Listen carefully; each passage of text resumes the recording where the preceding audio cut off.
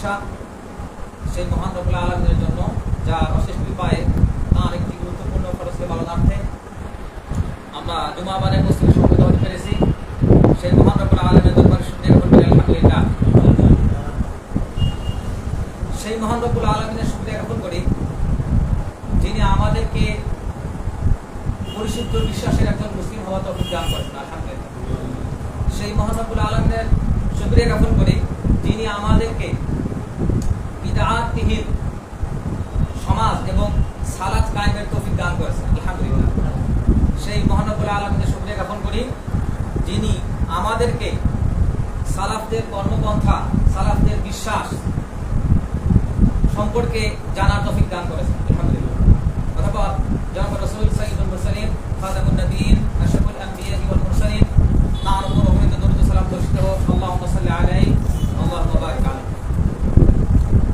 উপস্থিত মুসল্লিয়ানে কিরাম, আজকে আমাদের জুমার খুতবার বিষয়বস্তু হতে যাচ্ছে সালাতে কাদা সম্পর্কে, এবং এই বিষয়ে আমরা ইনশাআল্লাহ তাআলা রাসূলুল্লাহ সাল্লাল্লাহু আলাইহি ওয়াসাল্লামের সুন্নাহ থেকে সহিহ সনদে বর্ণিত কিছু হাদিস মোরাজা করব, কেননা এগুলো আমরা আগে শুনে আসছি। আর যেহেতু মুমিনদের জন্য ওয়াজ করা, মনে করিয়ে দেওয়া, মুমিনদেরকে সতর্ক করা, এগুলো মুমিনদের জন্য উপকারী, এজন্য এগুলো আমাদের আলোচ্য বিষয়। আল্লাহ সুবহানাহু ওয়া তাআলা আমাদেরকে এটা পরিপূর্ণ করার তৌফিক দান করুন। হ্যালো, আমি কিছুক্ষণ পূর্বে আপনাদের সামনে পবিত্র কোরআন থেকে একটা আয়াতের অংশ পাঠ করেছি, ওয়াস্তাঈনু বিস-সাবরি ওয়াস-সালাহ। তোমরা আল্লাহর কাছে সাহায্য চাও সালাত এবং সবরের সাথে, সালাত এবং সবরের সাথে, অর্থাৎ নামাজ এবং ধৈর্যের মাধ্যমে আল্লাহর কাছে সাহায্য চাইতে হবে। এবং পবিত্র কোরআনে আল্লাহ সুবহানাহু ওয়া তাআলা তার নির্দেশ সূচক বাক্যমালায় সবচেয়ে বেশি যে জিনিসটার প্রতি আমাদের ইঙ্গিত করেছেন সেটা হচ্ছে সালাত কায়েম করতে হবে। প্রায় ৭৩ বারের মতো, ৭০ বারেরও বেশি সময় আল্লাহ সুবহানাহু ওয়া তাআলা পবিত্র কোরআনে এই সালাত কায়েমের কথা বলেছেন। তো আমাদের সমাজে যতটা না সালাত কায়েমের কথা শোনা যায়, তার চেয়ে বেশি দিন কায়েমের কথা শোনা যায়। এখন সালাত কায়েম আমরা কিভাবে করব, এই বিষয়ে বিভিন্ন দৃষ্টিভঙ্গি সমাজে প্রচলিত আছে। তো এই বিষয়ে বলতে গেলে আমাদের বুঝতে হবে যে আমরা যখন আমাদের দাড়ি রাখি, এটা হচ্ছে একটা জীবন্ত সুন্নাহ। আমরা যখন দাড়ি রাখি এবং অন্য কাউকে দাড়ি না রাখার কথাও বলি, কিন্তু আমার দাড়ি দেখে অন্য কারো মনে হয় যে দাড়ি রাখছে, এটা সুন্নাত। মানে সুন্নত নিজেই নিজের প্রচারক, এটা অন্যের কাছে প্রচার না করলেও প্রচার হয়ে যায়। আমি যখন আগ বাড়িয়ে কাউকে সালাম দেই, তখন তার মনে হয়, যাকে যে ব্যক্তিকে সালাম দেই কিংবা যারা দেখে যে আমি সালাম দিলাম, তখন তার মনে হয় যে আগে সালাম দেওয়া সুন্নাহ। তখন তার মনে হয় এই যে সুন্নাত নিজেই নিজের প্রকাশক। তো এই জন্য সালাত বিষয়ে আমাদের যে আজকের খুতবা, এটা সালাতের একটা অন্যতম অংশ। সালাতে কাতার সোজা করা কিংবা কোন কাতারে কার হক অধিকার, এই বিষয়ে আলোচনা। এই বিষয়ে প্রথমেই আমরা আলোচনা করব যে আমাদের সমাজে প্রায় বলা যায় যে ৯৭% মসজিদগুলোতে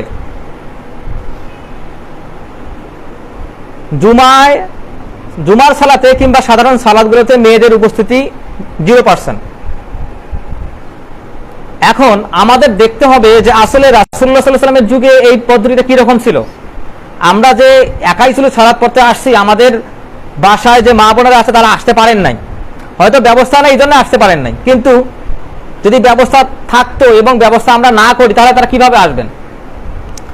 তো এই বিষয়ে যে নারীরা আসলে মসজিদে যেতে পারবে কিনা, এখন সমাজে মিডিয়ায় বিভিন্নখানে আপনারা দেখবেন যে নারীদের সমান অধিকারের কথা বলা হয়, কিন্তু আল্লাহ সুবহানাহু ওয়া তাআলা এক একজনের মর্যাদা এক এক স্তরে উন্নীত করছেন। আল্লাহ সুবহানাহু ওয়া তাআলা এক একজনকে এক এক অধিকার দিয়েছেন। নারীদের যে বিভিন্নখানে এক করার প্রচেষ্টা, যেটা কোরআন এবং সুন্নাহ সমর্থিত নয়, বরং কুফর, নারী অধিকারের নামে যা চলতেছে তা সরাসরি কুফর। কিন্তু নারীদের যে মসজিদে আসার অধিকার আছে, এই বিষয়ে নারীবাদীরা কথা বলে না, কিন্তু আসলে ওটাই তাদের অধিকার। এখন প্রতিদিন জুমার খুতবায় আমরা যেগুলো আলোচনা করি, ঠিক একজন পুরুষ মানুষের এটা শোনার যে অধিকারটা একজন মহিলা মানুষের সমান অধিকার। এইখানে আপনি যা শুনতেছেন বাসায় গিয়ে খুব কমই উচ্চারণ করেন আপনার মুখ থেকে, বা আপনার স্ত্রীকে, আপনার সন্তানকে, আপনার মাকে বলতেছেন, আপনার মেয়েকে খুব কমই বলতেছেন। কিংবা তাদের বাসার যে কাজ, আমাদের বাংলাদেশের যে আর্থসামাজিক অবস্থা, এইখান থেকে তারা যে এক্সট্রা টাইম, একটা সময়, অতিরিক্ত সময় বের করে সেখানে সালাদ বিষয়ে একটা বই পড়বে, সওম বিষয়ে একটা বই পড়বে, ফিকহি মাসালা বিষয়ে একটা বই পড়বে, এই সময়টা তাদের খুব কম। তো এইখান থেকে বাছাই করা একটা সময় হচ্ছে জুমার খুতবা। এইখানে খুতবাটা কি হবে? খুতবাতে সেটাই হবে যেটা বর্তমান সময়ে প্রচলিত কথা, যেটা বর্তমান সময়ে দরকার, সেই প্রয়োজনটা এই খুতবাতে সার্ভ করা হবে, সেটা মানুষের কাছে পৌঁছে যাবে এবং মানুষ সেই নির্দেশনা মোতাবেক চলবে। এটা হচ্ছে জুমার খুতবা। আমরা ওই কোনো নির্ধারিত বই থেকে 12 চাঁদের ফজিলত কিংবা ফাজাইলে আমল থেকে আমরা বয়ান করি না। আমরা মানুষের যা দরকার সেইখান থেকেই বয়ান করি, এবং এটাই হচ্ছে খুতবার আলোচ্য বিষয়। তাই এখন বিষয়টা হচ্ছে যে এই যে নির্দেশনাগুলো একটা মহিলা বাসায় থেকে পাচ্ছে না, এটা কিন্তু আমাদের জন্য একটা ক্ষতি। তো এই বিষয়ে আমরা রাসূলুল্লাহ সাল্লাল্লাহু আলাইহি ওয়াসাল্লামের সময়কার পরিবেশ দেখব যে সেই সময় আসলে মহিলারা আসতেন কিনা। এই বিষয়ে আমি আপনাদের সামনে একটা হাদিস উল্লেখ করব। আন আব্দুল্লাহ ইবনে ওমর রাদিয়াল্লাহু আনহুমা আনিন নবী সাল্লাল্লাহু আলাইহি ওয়াসাল্লাম ক্বালা লা তামনাউ ইমা আল্লাহি মাসাজিদাল্লাহ। ইবনে ওমর রাদিয়াল্লাহু আনহুমা থেকে বর্ণিত, তিনি বলছেন যে রাসূলুল্লাহ সাল্লাল্লাহু আলাইহি ওয়াসাল্লাম থেকে আমি বর্ণনা করতেছি, তিনি বলেছেন লা তামনাউ, তোমরা বাধা দিও না, ইমা আল্লাহি মাসাজিদাল্লাহ, আল্লাহর বান্দীদেরকে তাদের মসজিদে আসতে বাধা দিও না। এই হাদিসটা বুখারী এবং মুসলিম দুই গ্রন্থে আসছে, যেটাকে আমরা সহিহাইন বলি। বুখারী এবং মুসলিমে এই হাদিসটা আসছে যে তোমরা আল্লাহর বান্দীদেরকে মসজিদে আসতে বাধা দিও না। এইখানে আল্লাহর বান্দি বলতে একটা ছোট বাচ্চা থেকে শুরু করে বৃদ্ধা মহিলা পর্যন্ত যারা মসজিদে আসতে সক্ষম, তাদের সবাইকে মিন করে বলা হয়েছে। তো এখন যখন বলা হচ্ছে যে তোমরা আল্লাহর বান্দীদেরকে মসজিদে আসতে বাধা দিও না, তার মানে এখানে একটা আশঙ্কা করা হচ্ছে যে বাধা দেওয়ার পরিস্থিতিও হইতে পারে। এই জন্য রাসূলুল্লাহ সাল্লাল্লাহু আলাইহি ওয়াসাল্লাম বললেন যে তোমরা আল্লাহর বান্দীদেরকে মসজিদে আসতে বাধা দিও না। এবং বাধা দিতে গিয়েও সাহাবী রাদিয়াল্লাহু আনহু আজমাইন তারা নিজেরাই বাধা পাইছেন। কেন? রাসূলুল্লাহ সাল্লাল্লাহু আলাইহি ওয়াসাল্লাম আবার বলছেন যে বাধা দিও না। সাহাবীরাও বাধা দিতে গিয়ে বাধা দিতে পারেন নাই। কেন? রাসূলুল্লাহ সাল্লাল্লাহু আলাইহি ওয়াসাল্লাম নিষেধ করছেন, এই কারণে বাধা দিতে পারেন নাই। যেমন ওমর ইবনুল খাত্তাব রাদিয়াল্লাহু আনহু, জাইনাব বিনতে আতিকা তার স্ত্রীর একজন নাম, তার একজন স্ত্রীর নাম, তিনি মসজিদে আসতেন। সাহাবীরা তাকে জিজ্ঞেস করতেন যে আপনি মসজিদে আসতেছেন, কিন্তু ওমর রাদিয়াল্লাহু আনহু তো এটা পছন্দ করেন না। তখন বললেন যে ওমর পছন্দ করেন না, তো ওমর তো আমাকে বাধা দেন নাই, কারণ রাসূলুল্লাহ সাল্লাল্লাহু আলাইহি ওয়াসাল্লাম তাকে বাধা দিতে নিষেধ করছেন। এটা হচ্ছে ওমর রাদিয়াল্লাহু আনহুর স্ত্রীর উত্তর। ওমর রাদিয়াল্লাহু আনহু অপছন্দ করতেন কিন্তু বাধা দিতে পারেন নাই, কেন? রাসূলুল্লাহ সাল্লাল্লাহু আলাইহি ওয়াসাল্লাম নিষেধ করছেন। আচ্ছা, এরপরে আল্লাহ সুবহানাহু ওয়া তাআলা সূরা বাকারার 114 নম্বর আয়াতে বলছেন ওয়ামান আযলামু মিম্মান মানাআ মাসাজিদাল্লাহ, তার চেয়ে বড় জালিম আর কে হতে পারে যে মানুষকে মসজিদে আসতে বাধা দেয়? যে মানুষকে মসজিদে আসতে বাধা দেয় তার চেয়ে আর বড় জালিম কে হতে পারে? এই বিষয়ে পরবর্তীতে বলা হয়েছে যে এই আয়াতটা নাজিল হয়েছে যখন রোমান খ্রিস্টানরা ফিলিস্তিনের মানুষদেরকে মসজিদে যেতে বাধা দিত, সেই প্রসঙ্গে এই আয়াতটা নাজিল হয়েছে। পরবর্তীতে ইবনে কাসির রাহিমাহুল্লাহ বলছেন যে আসলে যদিও এই আয়াতটা রোমান খ্রিস্টানদের বিপক্ষে, ইহুদিদের বিপক্ষে নাজিল হয়েছে, যারা বাইতুল মুকাদ্দাসে মুসলিমদেরকে সালাত আদায় করতে দিত না, তবু এই আয়াত ওই সকল ক্ষেত্রে প্রযোজ্য যখন কোন মুসলিমকে মসজিদে যেতে বাধা দেওয়া হবে। তো আমরা নারীরা মসজিদে যেতে পারবে এই বিষয়ে শুনে আসলাম। দ্বিতীয় কথা হচ্ছে যে নারীরা যে মসজিদে আসবে তারা কিভাবে মসজিদে আসবে, এই বিষয়ে তো অবশ্যই দিক নির্দেশনা আছে। কারণ রাসূলুল্লাহ সাল্লাল্লাহু আলাইহি ওয়াসাল্লাম এমন কোন বিষয় রেখে যান নাই যেটা নির্দেশনা ইসলামে নাই, তিনি ইসলামটাকে পরিপূর্ণ করে বোঝাই দিয়ে গেছেন। এই জন্য আল্লাহ সুবহানাহু ওয়া তাআলা সাক্ষ্য দিয়েছেন আল ইয়াউমা আকমালতু লাকুম দীনাকুম। আচ্ছা, এই বিষয়ে রাসূলুল্লাহ সাল্লাল্লাহু আলাইহি ওয়াসাল্লামের প্রিয়তমা স্ত্রী আয়েশা রাদিয়াল্লাহু আনহা তিনি একটা হাদিস বর্ণনা করছেন। আয়েশা রাদিয়াল্লাহু আনহা ক্বালাত, আয়েশা রাদিয়াল্লাহু আনহা বলছেন কানান নিসাউ ইয়ানসরিফনা মিনাল মসজিদি, রাসূলুল্লাহ সাল্লাল্লাহু আলাইহি ওয়াসাল্লামের সময়ে মহিলারা মসজিদে আসতেন হিনা ইয়াকদিনা সাবাহা, এবং তারা মসজিদ ত্যাগ করতেন সকালের অন্ধকার থাকতে থাকতে, অর্থাৎ ফজরের সালাতের কথা বলা হচ্ছে। ফজরের সালাতের পর যখন মহিলারা মসজিদ থেকে বের হইতেন তখন সকালের অন্ধকার একটু একটু থাকতো, তাদেরকে ভালো করে চেনা যাইতো না। আচ্ছা, তারপর বলা হয়েছে মুতালাফফাআতিন বিমুরুতিহিন্না, তারা এমন মোটা কাপড় পরে আসতেন যে তাদের শরীরের অভাব বোঝা যাইতো না, এবং এমন ভাবে আসতেন, এমন সালাতগুলোতে আসতেন, কোন সালাতগুলোতে মা ইয়ারিফনা মিনাল গালাস, যে তাদের যে কাপড় বোঝা যাইতো না, তারা কোন সময় আসতেন? তারা বিশেষত মাগরিব, ইশা এবং ফজরের সালাতগুলোতে বেশি আসতেন। কেন? এই সময়টা অন্ধকার সময়, এই সালাতগুলোতে তারা বেশি আসতেন, এবং তারা মোটা কাপড় পরে আসতেন, এবং তারা এমন সময় বাসায় যাইতেন যে তাদের বোঝা যাইতো না শরীরের অভাব। দ্বিতীয়ত, তারা সৌন্দর্য প্রদর্শন করতেন না। তাহলে এই হাদিস থেকে আমরা শিক্ষা পাই যে পরিপূর্ণ পর্দার সাথে যদি হয় তাহলে মহিলারা মসজিদে আসতে পারবে। দ্বিতীয়ত, ফজরের মতো সালাত অর্থাৎ মাগরিব, ইশা এবং ফজরে তাদের মসজিদের আসার প্রতি আসলে তাকিদ দেওয়া দরকার। এরপর হচ্ছে যে মিশ্রণ এড়ানো লাগবে। মিশ্রণ কি? নারী এবং পুরুষদের মিশ্রণ এড়াইতে হবে। যদি এটা না হয় তাহলে কি হবে? যদি এমন পরিস্থিতি হয় যে নারী পুরুষ একসঙ্গে মিশে যাচ্ছে সালাত আদায় উপলক্ষে আসার পরেও, তখন এই বিষয়ে আয়েশা রাদিয়াল্লাহু আনহার হাদিস হচ্ছে, ইবনে ওমর রাদিয়াল্লাহু আনহু বর্ণনা করেছেন এটা, আন ইবনে আবর ক্বালা রাসূলুল্লাহ সাল্লাল্লাহু আলাইহি ওয়াসাল্লাম লাউ তারাকনা হাদাল বাবিলিন নিসা, যে পুরুষ এবং মহিলা একসঙ্গে মিশ্রণ হচ্ছে, যদি এমনটা হওয়ার সম্ভাবনা থাকে, তখন হয়তো দরজা একটা, তারা মসজিদে ঢুকবে, পুরুষও ঢুকতেছে মহিলাও ঢুকতেছে, একসঙ্গে হয়ে যাচ্ছে। বের হওয়ার সময় হয়তো এই পরিস্থিতির সৃষ্টি হচ্ছে, কিংবা মসজিদে জায়গার সংকুলন হয় না, একসঙ্গে হয়ে যাচ্ছে। তো এই অবস্থাগুলোর ক্ষেত্রে দেখেন রাসূলুল্লাহ সাল্লাল্লাহু আলাইহি ওয়াসাল্লামের সাহাবী ওমর রাদিয়াল্লাহু আনহু কি করছেন? তিনি বলছেন লাউ তারাকনা হাদাল বাবিলিন নিসা, তিনি বললেন যে এই দরজাটাকে আমরা কেন মহিলাদের জন্য ছেড়ে দেব না, অর্থাৎ মহিলাদের জন্য আলাদা একটা দরজার ব্যবস্থা থাকতে হবে, এটা একটা ব্যবস্থা। দ্বিতীয় কথা হচ্ছে যে যদি মহিলারা মসজিদে আসে তাহলে দাঁড়াবে কোথায়? সামনের কাতার, মাঝের কাতার, নাকি শেষের কাতার, নাকি পুরুষদের সাথেই, নাকি মাঝখানে, নাকি অন্য কোথাও? তো এই বিষয়ে রাসূলুল্লাহ সাল্লাল্লাহু আলাইহি ওয়াসাল্লামের হাদিস আসছে, এটা সহিহ মুসলিমে আসছে যে খায়রু সুফুফির রিজালি আউয়ালুহা, পুরুষদের জন্য সর্বোত্তম কাতার হচ্ছে প্রথম কাতার, ওয়াশাররুহা আখিরুহা, এবং তাদের জন্য নিকৃষ্ট কাতার, যে কাতারের ফজিলত সবচেয়ে কম, সেই কাতার হচ্ছে পিছনের কাতার পুরুষদের জন্য। তারপর বলা হয়েছে অখায়রু সুফুফিন নিসাই আখিরুহা, এবং মহিলাদের মধ্যে, মহিলাদের জন্য সর্বোত্তম কাতার হচ্ছে শেষের কাতার। তারপর বলা হয়েছে ওয়াশাররুহা আউয়ালুহা, এবং তাদের জন্য অপছন্দের কাতার হচ্ছে প্রথম কাতার। কারণ আমাদের সমাজে মাঝে মাঝে খবরও আমরা পাই যে মহিলাদেরকে ইমামতিতেও দেওয়া হয়েছে, এবং সেখানে পুরুষরা তার পিছনে সালাতও আদায় করছে। তো এগুলো হচ্ছে সরাসরি সুন্নতের খেলাফ। মিডিয়া বিভিন্ন সময় আসে, বিশেষত যে সরকার আমল চলে গেল, নারীদেরকে মসজিদের মেম্বার পর্যন্ত তোলা হয়েছে, তারা খুতবা দিয়েছে, পুরুষরা শুনছে।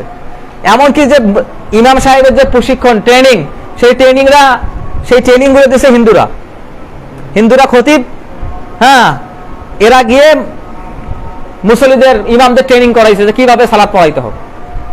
এই হচ্ছে অবস্থা। এখন বর্তমান পরিস্থিতিতে করণীয় কি? আমাদের সময় যে মহিলারা মসজিদে সালাত করতে আসবে, তাদের ক্ষেত্রে করণীয় কি হতে পারে? এই বিষয়ে একটা নিষেধাজ্ঞা আসছে আয়েশা রাদিয়াল্লাহু আনহা থেকে। তিনি বলছেন লাউ আযরাকা রাসূলুল্লাহ সাল্লাল্লাহু আলাইহি ওয়াসাল্লাম, রাসূলুল্লাহ সাল্লাল্লাহু আলাইহি ওয়াসাল্লাম হয়তো নিষেধ করতেন। কেন? মা আহদাসান নিসাই লামানাহুন্নাল মাসাজিদ কামা মুনিয়াত নিসাই বানি ইসরাইল। বর্তমান সময়ে মহিলাদের যে অবস্থা, এই অবস্থা দেখে হয়তো রাসূলুল্লাহ সাল্লাল্লাহু আলাইহি ওয়াসাল্লাম বনি ইসরাইলের মহিলাদেরকে যেভাবে মসজিদে নিষেধ করা হয়েছিল, আমাদেরকেও সেভাবে নিষেধ করতেন। এটা আয়েশা রাদিয়াল্লাহু আনহার হাদিস।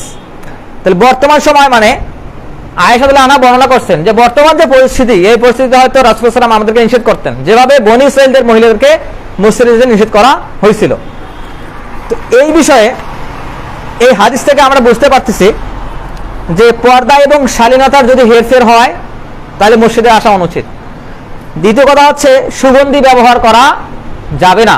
এই বিষয়ে আবু হুরায়রা রাদিয়াল্লাহু আনহুর হাদিস হচ্ছে যে তিনি একদিন কোন এক মহিলাকে দেখতেছেন যে তিনি মসজিদে যাচ্ছেন। তিনি জিজ্ঞেস করলেন, ইয়া আমাতুল জব্বার, হে পরাক্রমশালীর বান্দি, তুমি কোথায় যাচ্ছ?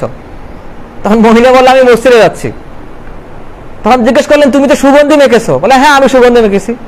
তখন হুরায়রা রাদিয়াল্লাহু আনহু উনি আবার উত্তর দিলেন যে তুমি কি জানো না রাসূলুল্লাহ সাল্লাল্লাহু আলাইহি ওয়াসাল্লাম বলছেন যে যদি কেউ সুগন্ধি মেখে মসজিদে যায় যতক্ষণ পর্যন্ত সে পুনরায় এটা ধুয়ে না ফেলবে, গোসল না করবে, তার সালাত কবুল হবে না। এটা সহিহ বুখারীতে আসছে। এরপর হচ্ছে অশোভন পোশাক, এমন পোশাক পরে আসছে শরীরে অবয়ব বোঝা যায় কিংবা ভিতরের প্রকাশ পায়। তো এখন কথা হচ্ছে যে এই যে অশোভন পোশাক বর্তমান সময়ে দেখা যায় যে মহিলারা ছেলেদের মতো প্যান্ট পরে, শার্ট পরে, কিংবা এমন পোশাক পরে যেটা ছেলেদের সঙ্গে সাদৃশ্যপূর্ণ, কিংবা এমন কাজ করে চেহারায় এমন আঁকিবুকি করে যেটা আসলে অশোভন। এই অশোভন অবস্থায় মসজিদে সালাত আদায় করতে আসা যাবে না।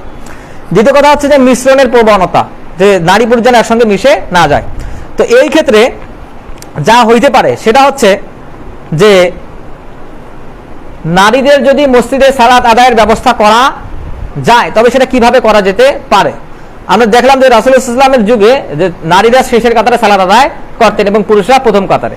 এখন মহিলারা যদি মসজিদে আসে তাহলে তাদেরকে এক কোণে একটা জায়গা ছেড়ে দিতে হবে, প্রথম কথা এটা। দ্বিতীয় কথা হচ্ছে তার মানে মসজিদটা বড় হওয়া লাগবে, যথেষ্ট সংকুলান না থাকলে তো সেটা অসম্ভব।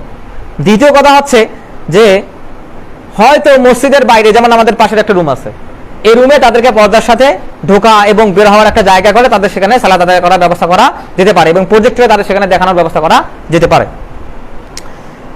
তো আয়েশা রাদিয়াল্লাহু আনহার যে হাদিসটা, যেটাতে আমরা দেখলাম যে আয়েশা রাদিয়াল্লাহু আনহা বলছেন যে এই অবস্থায় যদি রাসূলুল্লাহ সাল্লাল্লাহু আলাইহি ওয়াসাল্লাম দেখতেন তাহলে তিনি হয়তো মেয়েদেরকে মসজিদে নিষেধ করতেন। তো এই হাদিসের ব্যাখ্যাকার, যেহেতু হাদিসটা বুখারী মুসলিমে আসছে, তো বুখারী এবং মুসলিমের সবচেয়ে পরিণামযোগ্য ব্যাখ্যা গ্রন্থ হচ্ছে একটা হচ্ছে ফাতহুল বারী, এটা ইমাম ইবনে হাজার আসকালানী রাহিমাহুল্লাহ এই ব্যাখ্যা গ্রন্থ লিখছেন, এবং মুসলিমের শরহ মুসলিম লিখছেন, সেটা হচ্ছে ইমাম নববী রাহিমাহুল্লাহ। তেনারা ব্যাখ্যা করছেন, এই হাদিসের ব্যাখ্যা এইভাবে করছেন যে আয়েশা রাদিয়াল্লাহু আনহা আসলে নারীদের মধ্যে নতুন জন্ম নেওয়া বদভ্যাসের কারণে বলছেন, যেমন সুগন্ধি ব্যবহার, সাজগোজ এবং খোলা হয়ে বের হওয়া, এই বিষয়গুলোর প্রতি ইঙ্গিত করে আয়েশা রাদিয়াল্লাহু আনহা এই কথাটা বলছেন। এটা শরহ মুসলিমের ৪র্থ খণ্ডে ১৬১ পৃষ্ঠায় আসছে। ইমাম ইবনে হাজার আসকালানী রাহিমাহুল্লাহ তার ফাতুল বারী ২০২ খণ্ডে ৩৪৯ পৃষ্ঠায় বলছেন যে এতে বোঝা যায় যদি কোনো ইবাদতের মাধ্যমে ফিতনা ও গুনাহের দরজা খুলে যায় তবে শরঈ নির্দেশ অনুযায়ী তা সীমাবদ্ধ বা নিষিদ্ধ করা যায়। এটা হচ্ছে ইমাম ইবনে হাজার আসকালানী রাহিমাহুল্লাহর ব্যাখ্যা। তারপর বলা হয়েছে যে আয়েশা রাদিয়াল্লাহু আনহা আসলে নিষিদ্ধ করেন নাই, কেন? রাসূলুল্লাহ সাল্লাল্লাহু আলাইহি ওয়াসাল্লাম তো নিষিদ্ধ করতে বলছেন যে নিষিদ্ধ করা যাবে না, এই জন্য তিনি নিষেধ করেন নাই, কিন্তু সতর্ক করেছেন। কেন? আল্লাহ সুবহানাহু ওয়া তাআলা কোরআনে সতর্ক করেছেন। আচ্ছা, আল্লাহ সুবহানাহু ওয়া তাআলা কোরআনে বলছেন ওয়ালা তাবাররাজনা তাবাররুজাল জাহিলিয়াতিল উলা, যে তোমরা প্রাচীন যুগের মেয়েদের মতো নিজেদের সৌন্দর্য প্রদর্শন করে বেরিও না। এই যে আয়াতটা বলা আছে সূরা আহজাবের ৩৩ নম্বর আয়াত, তাফসীরে তাবারিতে আসছে যে বনী ইসরাইলের নারীদেরকে বাইতুল মুকাদ্দাসে সালাত পড়ার অধিকার দেওয়া হয়েছিল, কিন্তু যখন দেখা গেল তারা পুরুষদের সঙ্গে মিশে যাচ্ছে, সুগন্ধি ব্যবহার করতেছে এবং অশোভন পোশাক আসার পরে মসজিদে চলে আসতেছে, তখন তাদের উদ্দেশ্যে আল্লাহ সুবহানাহু ওয়া তাআলা এই আয়াত নাজিল করছেন। এবং এই আয়াতটা আল্লাহ সুবহানাহু ওয়া তাআলা নাজিল করার মাধ্যমে আমাদেরকেও জানাইলেন যে এমন পরিস্থিতিতে মেয়েদের মসজিদে যাওয়া যাবে না। এরপর তাফসীরে কুরতুবীতে আসছে যে আসলে এই আয়াতটা বনী ইসরাইলদের মেয়েদেরকে যে মসজিদে যেতে নিষেধ করা হয়েছিল এই প্রসঙ্গে আল্লাহ সুবহানাহু ওয়া তাআলা নাজিল করছেন। তো এই বিষয়ে ইবনে হাজার রাহিমাহুল্লাহ তার ফাতুল বারীতে বলছেন যে বনী ইসরাইলের নারীরা প্রথমে মসজিদে যেত, পরে যখন তারা ফিতনার উৎস হয়ে গেল তখন তাদের নিষিদ্ধ করা হয়েছিল। আয়েশা রাদিয়াল্লাহু আনহা ইঙ্গিত করেছেন যে মদিনার নারীদের অবস্থা সেই পর্যায়ে চলে গেছে, মানে বনী ইসরাইলের তখনকার যে অবস্থা ছিল বর্তমান নারীদের অবস্থা সেই পর্যায়ে চলে গেছে, এই কারণে আয়েশা রাদিয়াল্লাহু আনহা এই কথাটা বলছেন। এখন আমরা দেখবো যে আয়েশা রাদিয়াল্লাহু আনহা কোন সময় এই কথাটা বলছেন। তার মানে রাসূলুল্লাহ সাল্লাল্লাহু আলাইহি ওয়াসাল্লাম তখন তিনি মৃত্যুবরণ করছেন, থাকলে তো তিনি বলছেন যে নিষেধ করতেন, মৃত্যুবরণ করছেন কবে নাগাদ? তো তিনি মৃত্যুবরণ করছেন ৫৭ হিজরির দিকে, তখন উমাইয়া খেলাফত চলতেছিল, মানে ইসলামের সম্প্রসারণের সবচেয়ে উত্তম যুগ, যে সময় ইসলাম সবচেয়ে বেশি জায়গায় ছড়িয়ে পড়ছে, যে সময় ইসলামের প্রসার এবং প্রসার ইরাক, সিরিয়া, জর্দান, বাইজেন্টাইন সাম্রাজ্য পর্যন্ত দখল হয়ে গেছে এবং আফ্রিকা পর্যন্ত চলে গেছে, ইসলাম এত পর্যন্ত পৌঁছে গেছে। এই সময় যখন অধিক পরিমাণে মানুষ মুসলিম হওয়া শুরু করলো এবং বিধর্মী নারীরা মুসলিম হইতে শুরু করলো এবং মুসলিম নারীদের সঙ্গে মিশতে শুরু করলো, তখন তাদের যে পোশাক আশাক, তাদের কৃষ্টি কালচার, এগুলো মুসলিম নারীদের ভিতরেও আসা শুরু করলো উমাইয়া খেলাফতের যুগে। বিশেষত বলা হয়েছে যে মুয়াবিয়া রাদিয়াল্লাহু আনহুর সময়। তো এই ক্ষেত্রে যখন তাদের এই কৃষ্টি কালচারগুলো চেঞ্জ হয়ে যাচ্ছিল, ইসলামের যে সংস্কৃতি সেটা চেঞ্জ হয়ে যাচ্ছিল, সেই অবস্থায় আয়েশা রাদিয়াল্লাহু আনহা এই কথাটা বলছেন। এরপর হচ্ছে যে ওমর রাদিয়াল্লাহু আনহুর এই বিষয়ে একটা হাদিস আছে যে উমরের ছেলে আব্দুল্লাহ ইবনে ওমর রাদিয়াল্লাহু আনহু, তো তিনি বলছেন ক্বালা রাসূলুল্লাহ সাল্লাল্লাহু আলাইহি ওয়াসাল্লাম, রাসূলুল্লাহ সাল্লাল্লাহু আলাইহি ওয়াসাল্লাম বলছেন, কি বলছেন? লা তামনাউ মা আল্লাহি মাসাজিদাল্লাহ, তোমরা আল্লাহর বান্দীদেরকে মসজিদে যেতে নিষেধ করিও না, মসজিদে যেতে নিষেধ করিও না। ফাকাল ইবনাহু, কিন্তু তার সন্তান হচ্ছে বেলাল ইবনে ওমর, এটা ওমর রাদিয়াল্লাহু আনহু যাকে আমরা ওমর ইবনে খাত্তাব বলে চিনি, তার সন্তান ইবনে ওমর তিনি বর্ণনা করতেছেন, তিনি বলছেন যে রাসূলুল্লাহ সাল্লাল্লাহু আলাইহি ওয়াসাল্লাম আল্লাহর বান্দীদেরকে মসজিদে যেতে নিষেধ করেছেন, আর মসজিদে যখন তারা যাবে তাদেরকে বাধা দিতে নিষেধ করেছেন। তো তখন তার সন্তান বলছে, তার নাম হচ্ছে বেলাল, তিনি বলছেন যে আল্লাহি লানামনা আনাহুন্না, আল্লাহি লানামনা আন্নাহুন্না, আল্লাহর কসম আমি তাদেরকে মসজিদে যেতে বাধা দেব। কে বলছে? ইবনে উমরের সন্তান বেলাল বলছে।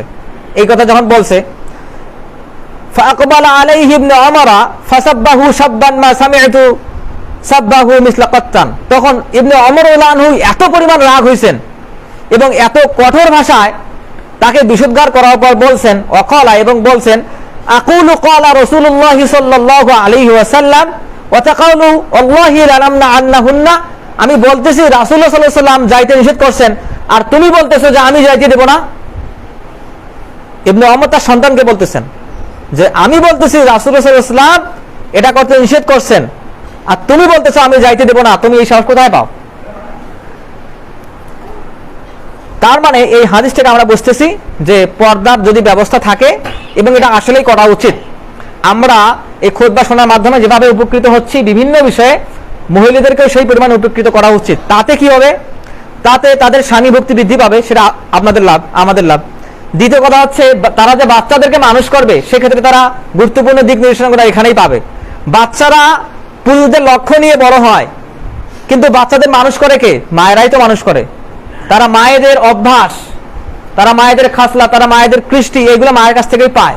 তো আপনি যদি আপনার স্ত্রীকে, আপনার বোনকে, আপনার মাকে শিক্ষিত না করেন বিশেষত দিনই বিষয়গুলোতে, তাহলে তো বাচ্চারা যথেষ্ট মানুষ হবে না, তাদের এই পথটা বন্ধ হয়ে যাবে। এই কারণেই তাদের মসজিদে নিয়ে আসার ব্যবস্থা করা উচিত, তবে পর্দার সাথে। সৌন্দর্য প্রদর্শন চলবে না।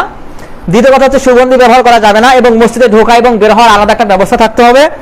তারা বের হবে সালাম ফেরানোর পরেই। আচ্ছা, আমরা একটা দোয়া পড়ি, সালাম ফেরানোর পরেই দোয়া পড়ি না? আল্লাহুম্মা আনতাস সালাম ওয়া মিনকাস সালাম তাবারাকতা রব্বানা ইয়া যাল জালালি ওয়াল ইকরাম, দোয়া পড়ি কিনা?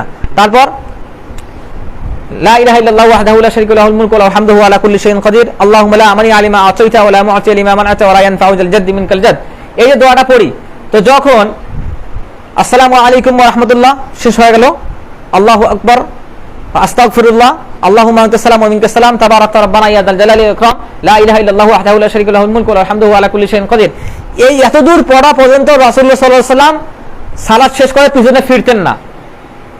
কিন্তু এতদূর পড়ার পরে রাসূলুল্লাহ সাল্লাল্লাহু আলাইহি ওয়াসাল্লাম পিছনে ফিরতেন না, এই সময়ের ভিতরে মহিলারা মসজিদ থেকে বের হয়ে যেত, এরপর তিনি পিছনে ফিরতেন। এটা হচ্ছে রাসূলুল্লাহ সাল্লাল্লাহু আলাইহি ওয়াসাল্লামের আমল। তার মানে তারা মসজিদ থেকে কখন বের হইতো? সালাম ফিরানোর পরপরেই মহিলারা মসজিদ থেকে বের হয়ে যেত। এরপর কথা হচ্ছে যে তাদের সালাতের আলাদা ব্যবস্থা থাকতে হবে, যেমন বললাম যে মসজিদের এক কোণে ব্যবস্থা করা যাইতে পারে, কিংবা পাশে কোনো ব্যবস্থা করা যাইতে পারে, এবং প্রজেক্টরের মাধ্যমে বক্তৃতা শোনার ব্যবস্থা করা যাইতে পারে। তো এই হচ্ছে নারীদের মসজিদ সম্পর্কে হাদিসগুলোর একটা সামান্য ব্যাখ্যা। দ্বিতীয় কথা হচ্ছে যে মহিলারা যদি মসজিদে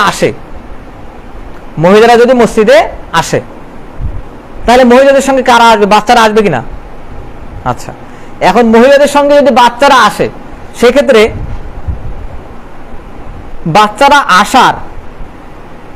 বাচ্চারা মসজিদে আসার ক্ষেত্রে রাসূলুল্লাহ সাল্লাল্লাহু আলাইহি ওয়াসাল্লামের যুগে কি রকম সমস্যাগুলো হয়েছিল এবং তারা কিভাবে নিয়ে আসতেন, কোন কোন ক্ষেত্রে বাচ্চাদের এই সুযোগটা দিতে হবে, এই বিষয়ে আমরা হাদিস দেখবো ইনশাআল্লাহ তাআলা। নবী সাল্লাল্লাহু আলাইহি ওয়াসাল্লাম বাচ্চাদেরকে নিয়ে মসজিদে আসতেন। যেমন আন আব্দুল্লাহ ইবনে শাদ্দাদ ক্বালা, আব্দুল্লাহ ইবনে শাদ্দাদ থেকে বর্ণিত, তিনি বলছেন খরাজা আলাইনা রাসূলুল্লাহ সাল্লাল্লাহু আলাইহি ওয়াসাল্লাম, রাসূলুল্লাহ সাল্লাল্লাহু আলাইহি ওয়াসাল্লাম একদিন সালাতের উদ্দেশ্যে বের হলেন। সালাতাল আশিগি যুহরি আল আসরি, তিনি হয়তো এশা কিংবা আসর কিংবা যুহরের সময় বের হয়েছিলেন। ওয়া হুয়া হামিলুল হাসান আউল হুসাইন, তিনি হাসান এবং হুসাইনকে কোলে নিয়ে বের হয়েছেন। এরপর ফাতাকাদ্দামান নবী সাল্লাল্লাহু আলাইহি ওয়াসাল্লাম, এরপর রাসূলুল্লাহ সাল্লাল্লাহু আলাইহি ওয়াসাল্লাম সালাতে দাঁড়াইলেন। ফাওয়াদাহু, এবং কি করলেন, তাদেরকে নামাই রাখলেন। অর্থাৎ ইকামত হওয়ার পর যখন রাসূলুল্লাহ সালাতে দাঁড়াইলেন তখন কি করলেন, কোল থেকে তাদেরকে নামিয়ে রাখলেন। তারপর কি করলেন, সুম্মা কাব্বারা লিসসালাতি ফাসাল্লা, সালাতের ইকামত দেওয়া হলে সালাত শুরু হয়ে গেল।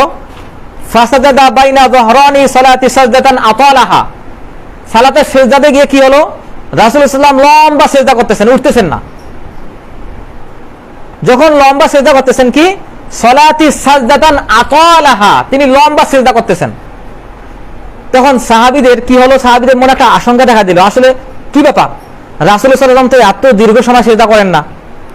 তখন ক্বালা আবি, যিনি এই হাদিসটা বর্ণনা করছেন, তিনি বলেন যে তারপর আমার বাবা, মানে আব্দুল্লাহ ইবনে শাদ্দাদ হাদিস বর্ণনা করতেছেন তার বাবা থেকে, এতক্ষণ তার বর্ণনা চলে আসলো। এরপর তার বাবা তাকে বলছে ফারাফাতু রাসি, দেখেন সিজদায়, কিন্তু তখন আমি আমার মাথা উঠালাম, কোথা থেকে, সিজদা থেকে। রাসূলুল্লাহ সিজদাতেই আছেন। ফারাফাতু রাসি, আমি আমার মাথা উঠাইলাম।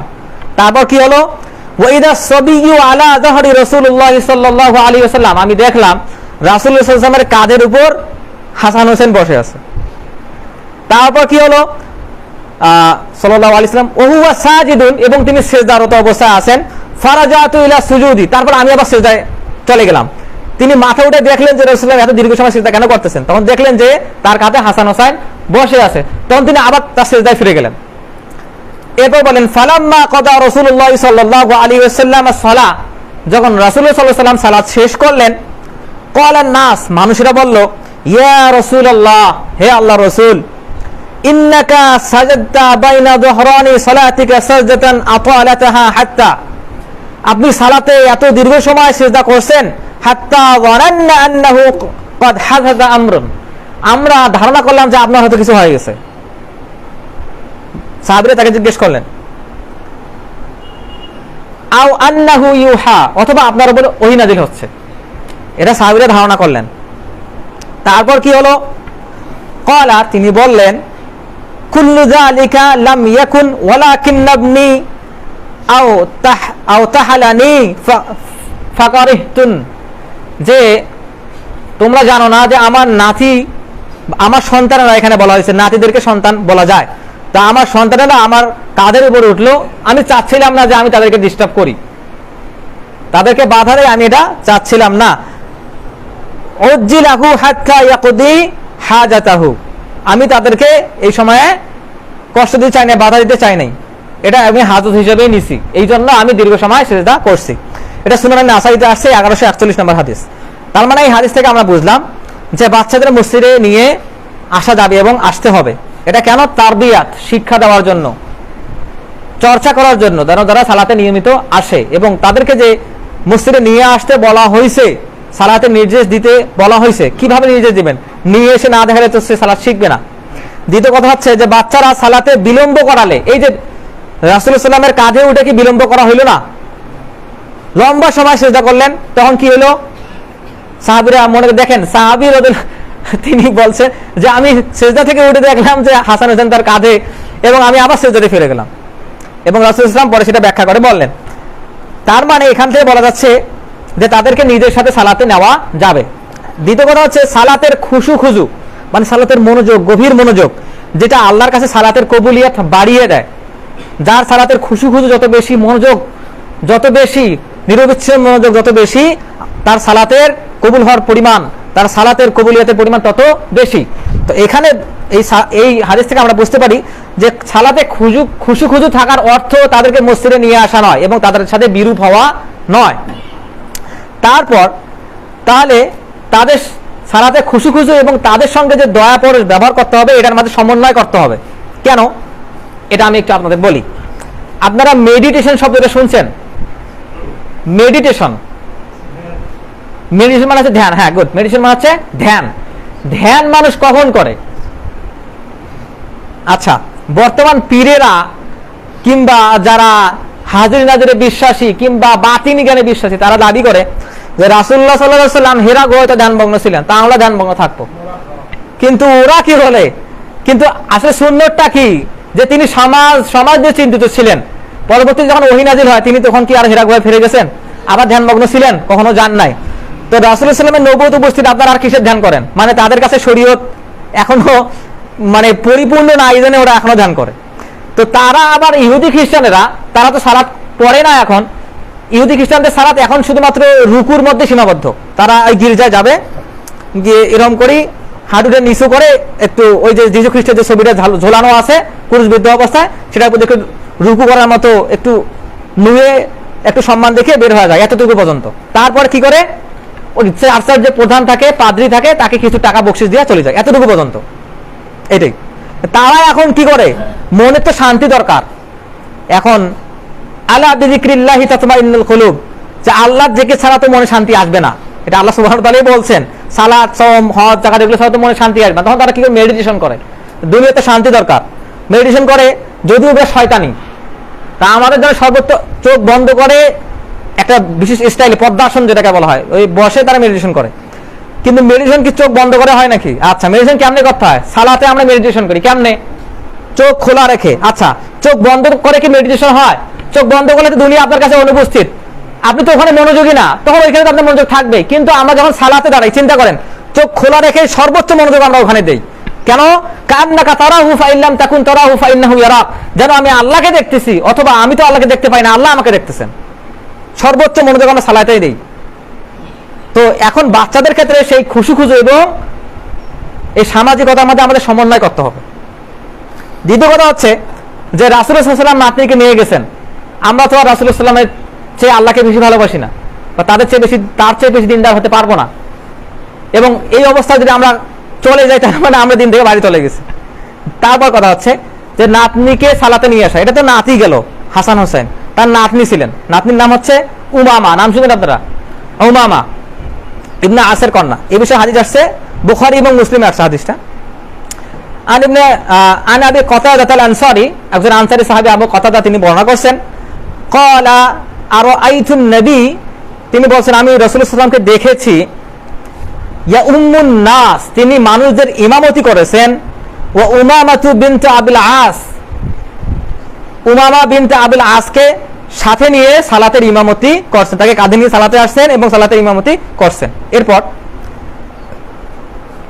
ওয়াহিয়া বিনতু যায়নাব বিনতিন নবী সাল্লাল্লাহু আলাইহি ওয়াসাল্লাম, রাসূলুল্লাহ সাল্লাল্লাহু আলাইহি ওয়াসাল্লামের যে মেয়ে যায়নাব ছিল, তিনি এই উমামা ছিল তার কন্যা। আলা আতিকি, তিনি তার কাঁধে নিয়ে এসেছেন। ফাইদা রাকাআ, যখন তিনি রুকু করছেন, কাঁধে নিলে রুকু করলে কি বাচ্চা মানে থাকতে পারবে না? পড়ে যাবে, পড়ে যাবে। তো ফাইদা রাকাআ ওয়াদা, যখন রুকু করছেন তাকে নেওয়ায় রাখছেন। ওয়াইদা রাফাহা, যখন আবার দাঁড়াইছেন, মিনাস সুজুদি আরাহা, যখন তিনি আবার সিজদা থেকে দাঁড়াইছেন, তখন আবার তাকে কোলে নিছেন। তো এই হচ্ছে রাসূলুল্লাহ সাল্লাল্লাহু আলাইহি ওয়াসাল্লামের সালাতের অবস্থা। কাকে নিছেন? নাতনিকে নিছেন। তো ছেলে মেয়ে দুইটাই ব্যবহার একটা পাওয়া যাচ্ছে। তার মানে সালাতে বাচ্চাদেরকে নিয়ে আসা যাচ্ছে, এখানে ছেলে মেয়ের কোনো পার্থক্য নাই। দ্বিতীয় কথা হচ্ছে যে ইমামের জন্য, তো ইমামের, তুমি তো ইমাম ছিলেন, তাহলে মুসল্লিদের ক্ষেত্রে এটা প্রযোজ্য হচ্ছে। দ্বিতীয় কথা হচ্ছে যে এটাকে ধরা হবে, আচ্ছা সালাতে অতিরিক্ত যে নড়াচড়া, দেখেন কি সুন্নাহ, কি সুন্দর। চিন্তা করেন, একজন মা, কিছু বাচ্চা কিন্তু অতিরিক্ত পরিমাণে একটু চঞ্চল হয়ে থাকে, তাকে যদি রাখার পরে বা ঘুম দেওয়ার পরে সালাত শুরু করছেন একজন মা, কিন্তু দেখা যাচ্ছে বাচ্চাটা পড়ে যাচ্ছে, কিংবা গিয়ে চুলে পা ঢুকে দিচ্ছে, কিংবা এমন একটা পরিস্থিতি যে বাচ্চাটাকে রক্ষা করাই লাগবে, এটা মায়ের দায়িত্ব, তিনি বাসা সালাত আদায় করতেছেন। তখন দেখেন এইখানে ফতোয়াটা হচ্ছে যে তিনি সেই অবস্থায় কি করবেন। তখন এইখানে ফতোয়া হচ্ছে যে তিনি বাচ্চাটাকে সাহায্য করতে পারবেন সালাতরত অবস্থাতেই, যতক্ষণ না তাকে দেখে মনে হয় যে সালাত অবস্থায় নাই, যেন তাকে দেখে এইটা মনে না হয় যে সালাত পড়তেছে না। মানে সালাতের অবস্থায় সাহায্য করতে পারবে কতক্ষণ পর্যন্ত, যতক্ষণ পর্যন্ত তার মানুষ দেখে মনে করবে যে সে আসলে সালাত পড়তেছে, এতদূর পর্যন্ত সার দেওয়া আছে। এখন এইখানে যদি রাসূল সাল্লাল্লাহু আলাইহি ওয়াসাল্লাম তার নাজের আপনি এখানে মসজিদে না আসতেন, তাহলে দলিল থাকতো না তো, যে কেমনে তারা সাহায্য করবেন, দলিল থাকতো না তো। রাসূল সাল্লাল্লাহু আলাইহি ওয়াসাল্লাম দেখেন দলিলগুলো কিভাবে প্রতিষ্ঠিত করছেন। এবং সালাতে এটাকে আরবিতে বলা হয় হারাকাতুল কাসির, মানে অতিরিক্ত পরিমাণ নড়াচড়া। তো এইটাকে ফকিগণ বলা আছেন। ফকিগণ এই যে বাচ্চাকে নিয়ে আসা, কাঁধে নামা, আবার নামিয়ে রাখা, সিজদায় গেলে একটু বিলম্ব করা, এটাকে ফকিগণ বলছেন হারাকাতুন ইয়াসিরা, এটা সামান্য নড়াচড়া, এটা সালাতের নষ্ট হবে না। কিন্তু হারাকাতুল কাসির অতিরিক্ত নড়াচড়া, তাহলে সালাত নষ্ট হয়ে যাবে। এখন আরেকটা হাদিস আছে এই বিষয়ে, যে এটা বুরাইদা রাদিয়াল্লাহু আনহু বর্ণিত, এটা সুনানে ইবনে মাজাহ আসছে 3600 নম্বর হাদিস। তো একদিন হাসান হোসেন মসজিদে আসছে, তো কাতার বেয়ে বেয়ে আসতে, তখন কি হচ্ছে, তারা কাপড় পরছেন, লাল রঙের কাপড় পরছেন। লম্বা হাদিস বিস্তারিত কইলাম না, শুধু অনুবাদ করে শোনাই। তো কাপড় পরে আসছেন, তো এই কাপড়ে হুজুরকে কিংবা সাহাবীদের সঙ্গে হুজুর খেয়ে পড়ে যাচ্ছেন বারবার। তখন রাসূল সাল্লাল্লাহু আলাইহি ওয়াসাল্লাম কি করলেন, তিনি খুতবা দিতেছেন, তিনি মিম্বর থেকে নিয়ে তাদেরকে কাঁধে কোলে নিলেন এবং মিম্বারে উঠে বললেন, ফানাজালা ফাহামালাহুমা, তিনি মিম্বার থেকে নামলেন এবং তাদেরকে কোলে নিলেন। সুম্মা ক্বাল, তারপর বললেন, সাদাকাল্লাহ, আল্লাহ সত্য বলছেন। কি সত্য বলছেন? ইন্নামা আমওয়ালুকুম ওয়া আওলাদুকুম ফিতনা, এই ধন সম্পদ এবং সন্তান সন্ততিরা হচ্ছে আমাদের জন্য পরীক্ষা। দেখছেন রাসূল সাল্লাল্লাহু আলাইহি ওয়াসাল্লাম কি বললেন, তিনি মিম্বার থেকে নেমে গিয়ে কোলে নিয়ে তারপর বললেন যে আল্লাহ সত্য বলছেন, এই সন্তান সন্ততি এবং সম্পদ হচ্ছে আমাদের জন্য ফিতনা, আমাদের জন্য পরীক্ষা। আচ্ছা, তাহলে এখান থেকে আমরা বিস্তারিত শুনলাম, তো বুঝতে পারলাম। তাহলে এটা হারাকাতুল কাসিরা নয়, হারাকাতুল ইয়াসিরা, এতে সালাত নষ্ট হওয়ার কোনো সম্ভাবনা নাই, ছেলে মেয়েদের কোনো পার্থক্য নাই। এরপর আমরা সহিহ বুখারীর, এটা হচ্ছে 10তম অধ্যায় 65 নম্বর পরিচ্ছেদ, হাদিস নাম্বার, এই পরিচ্ছেদে হাদিস আসছে 4টা হাদিস আসছে, 707 থেকে 710 নম্বর হাদিস। সবগুলি হাদিসই প্রায় একই রকম, আমি একটা হাদিস উল্লেখ করতেছি। বলা হয়েছে আনাস ইবনে মালিক বর্ণনা করছেন যে হাদাসা আন্না নবী সাল্লাল্লাহু আলাইহি ওয়াসাল্লাম, রাসূল সাল্লাল্লাহু আলাইহি ওয়াসাল্লাম থেকে আমি বর্ণনা করতেছি, ইন্নী লা আদখালা ফিস সালাহ, তিনি একদিন সালাতের উদ্দেশ্যে বের হলেন, ওয়া আনা উরিদু ইতালাতাহা, এবং তিনি বললেন যে ইন্নী লা আদখুলু ফিস সালাহ, আমি চাই যে সালাত লম্বা করি। তিনি বললেন ইন্নী লা আদখুলু ফিস সালাহ, আমি যখন সালাতের উদ্দেশ্যে বের হই, ওয়া আনা উরিদু ইতালাতাহা, আমি চাই সালাত লম্বা করি। ফাআসমাউ বুকা আস-সাবি, তারপর আমি ছোট বাচ্চাদের কান্না শুনি। ফাআতাজাওয়াজু ফি সালাতি, তারপর আমি আমার সালাত সংক্ষিপ্ত করে ফেলি। কেন? মিম্মা আ'লামু, কেন আমি জানি, মিন শিদ্দাতি ওয়াজাদি উম্মতি মিন বুকাইহি, কেননা বাচ্চাদের কান্না মায়েদের কষ্ট দেয়। তো বাচ্চারা যেন মায়েদেরকে ফিতনায় না ফেলে, এই জন্য আমি সালাত সংক্ষিপ্ত করে ফেলি। এটা সহিহ বুখারীতে আসছে। তো এই বিষয়ে সালাত দীর্ঘ করা কিংবা সংক্ষিপ্ত করা, এ নিয়ে রাসূল সাল্লাল্লাহু আলাইহি ওয়াসাল্লামের কাছে বিভিন্ন সময় সাহাবীরা নালিশ করছেন।